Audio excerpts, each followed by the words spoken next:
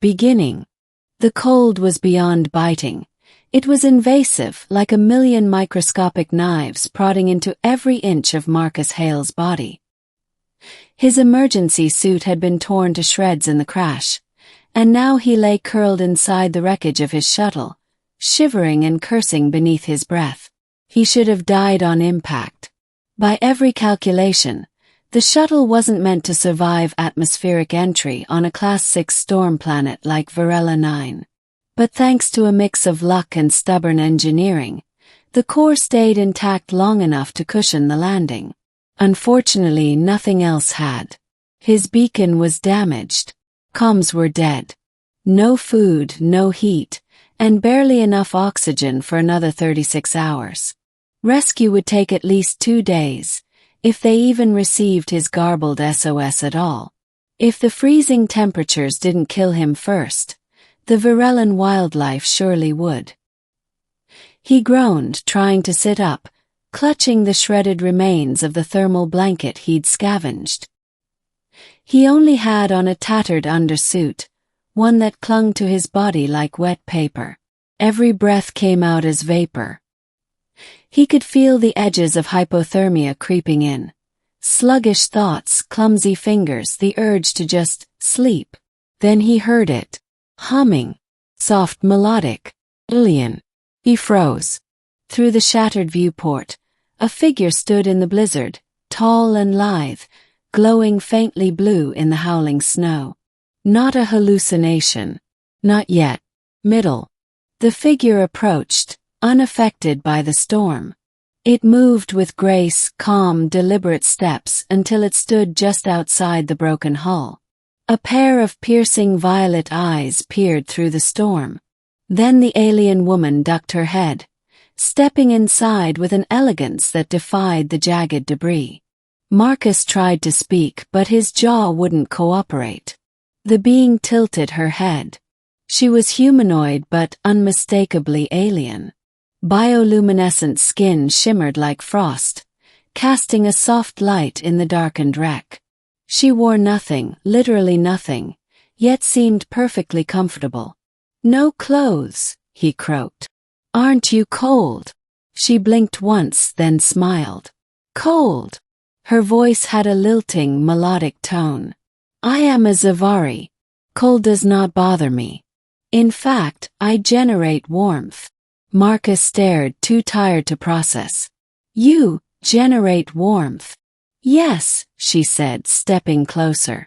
"And you are dying." His body shook uncontrollably. "Yeah. Not doing great." She crouched beside him, placing her hands gently against his shoulders. They were hot. Not burning, but radiating a life-saving heat that made him groan aloud in relief.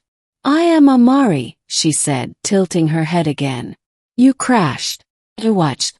Your species. You are not built for this climate." Marcus wanted to laugh, but it came out as a cough. "You don't say." Her eyes sparkled. "I will keep you warm." Before he could question her, she leaned forward and embraced him. Full contact, skin to skin. First, Marcus recoiled. She was naked. He was almost naked. Felt wildly inappropriate. But the warmth, it flooded into him like a heat wave. His trembling stopped. His brain began to clear. He felt his heartbeat steady. "You're like a walking space heater," he mumbled. "I do not know that word, but I assume it is a compliment." They stayed like that for a while, silence broken only by the wind and the hum of her body's biothermal rhythm. Eventually Marcus asked, "Why help me? Why not just watch me die?" Amari looked down at him, her expression unreadable. "Your kind fascinates us. You are small, fragile, yet unrelenting.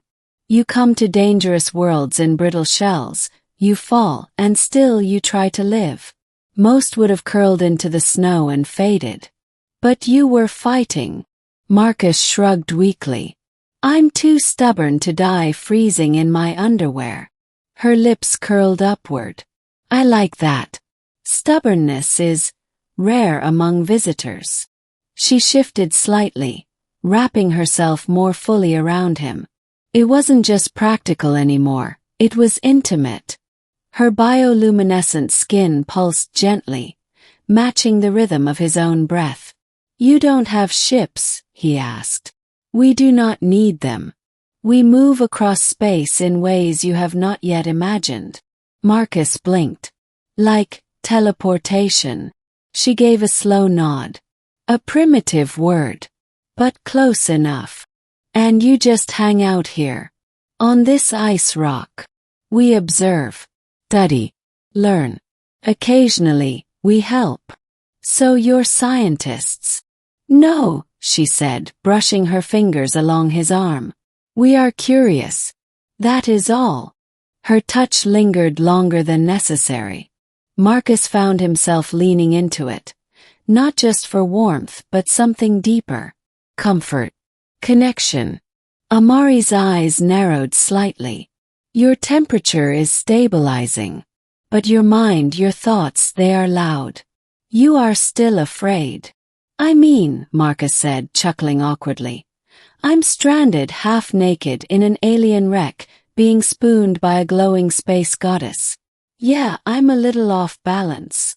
She tilted her head again. "You find me beautiful." He flushed, suddenly more aware of their closeness. I mean objectively speaking." Amari leaned closer. "Your biology is compatible." Marcus blinked. "Wait, what?" She smiled slyly. "Not now. You are too weak. But if you survive." The implication hung heavy in the air. Marcus swallowed. "I'm going to really fight to stay alive then." She gave a musical laugh. "Good. I would hate to waste a perfectly warm human." Ending. The next 2 days passed in a blur of warmth, stories, and quiet awe. Amari never left his side. Her body heat kept him alive, but it was her presence, gentle, intelligent, mischievous, that kept him sane. They talked about Earth, about Zavari, about the meaning of survival and curiosity. When the rescue finally arrived, an Alliance medical vessel following the weak trail of his SOS, Marcus was barely able to say goodbye. "Will I see you again?" he asked, wrapped now in an emergency blanket and surrounded by confused medics. Amari stood at the edge of the wreckage, seemingly untouched by the storm. Her skin glowed brighter than before. "Yes," she said simply. "You have something we want." He raised an eyebrow. "My stubbornness." She stepped close, brushing her fingers along his cheek one last time. "And your warmth." Then with a shimmer she vanished into the snowstorm. No ship, no sound, just gone. 3 months later. Orbiting Zavari. Marcus adjusted his collar nervously. He wore his Alliance uniform, freshly pressed, aboard an exploratory cruiser sanctioned to establish formal contact with the Zavari. The scientists were skeptical, the military officers more so. But he knew she was out there. And sure enough, when the shuttle doors opened, she was waiting. Same glow. Same smirk. "No clothes?" he asked, grinning. "No problem," she replied. "I'll keep you warm." And this time, he stepped into her arms without hesitation.